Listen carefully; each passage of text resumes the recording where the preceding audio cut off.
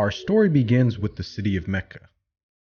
It is said that when Adam and Eve were first expelled from paradise, the two were separated, with Eve having landed near the city of Mecca, and Adam having landed somewhere in the Far East. After many years of searching for one another, Adam finally managed to make his way down through the Arabian Peninsula to Mecca, and it was at the top of Mount Arafat, just outside the city of Mecca, where the two were finally reunited. Mecca is also significant because it is considered the first place on earth that God Almighty was worshipped alone. And so, it was at that very spot that Abraham and his son Ishmael built the first house of worship for God.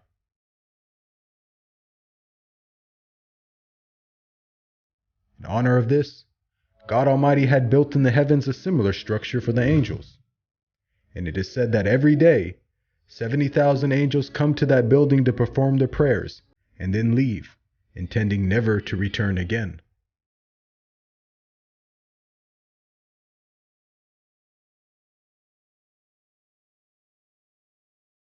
When Abraham and Ishmael had finished building the sacred house, there was still one brick that had to be put in its place. And so, Abraham sent his son Ishmael off to find a unique stone that he could put there. But God Almighty destined that the final stone that was to be laid would not be from the material of this world, but instead a stone directly from the heart of paradise. The angel Gabriel then brought the stone down to Abraham, who proceeded to put it in its proper place. It is said that when the stone first came down, it was a pure white color. But due to the impurities of this world and the sinfulness of man, the stone slowly began to fade and eventually turned black. As time passed, the city began to develop, with the people of Mecca remaining upon pure monotheism, worshiping one God alone.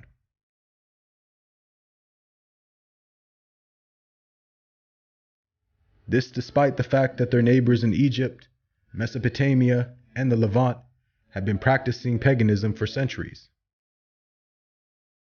But this was all to change when a merchant by the name of Amr ibn Luhay had decided to conduct his business outside of Mecca.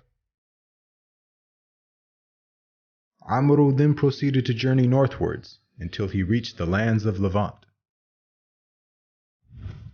There, Amr would witness for the first time things like modern architecture, advanced literature, and of course, the practice of paganism.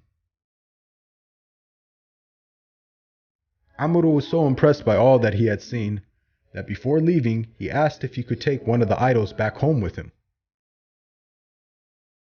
The people agreed, and so Amr took the idol and placed it along with the other goods and merchandise in his caravan.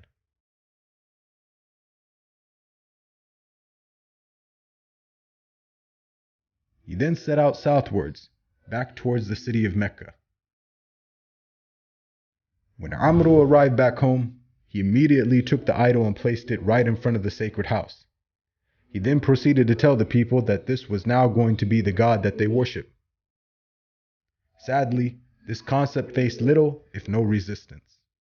And as time passed, the people began to worship more and more different idols, until it is said by the end of the 6th century, there were over 360 different idols surrounding the sacred house in Mecca.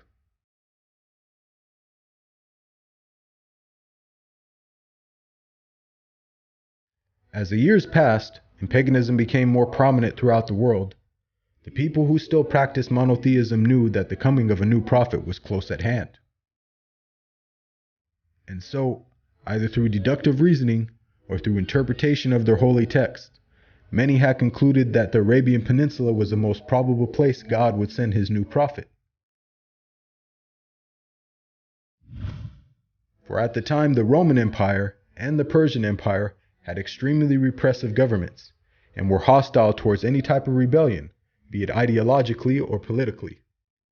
While the Arabian Peninsula, on the other hand, though also deeply mired in paganism, was a land ruled by tribal law and never had a real central government. As time went by, It appears that more and more people began to move down to the Arabian Peninsula to await the coming of the next prophet. And so, in the very land in which man first worshipped his Creator, and where Abraham built the first house of worship for God alone, it was there where God had destined his last and final messenger would emerge.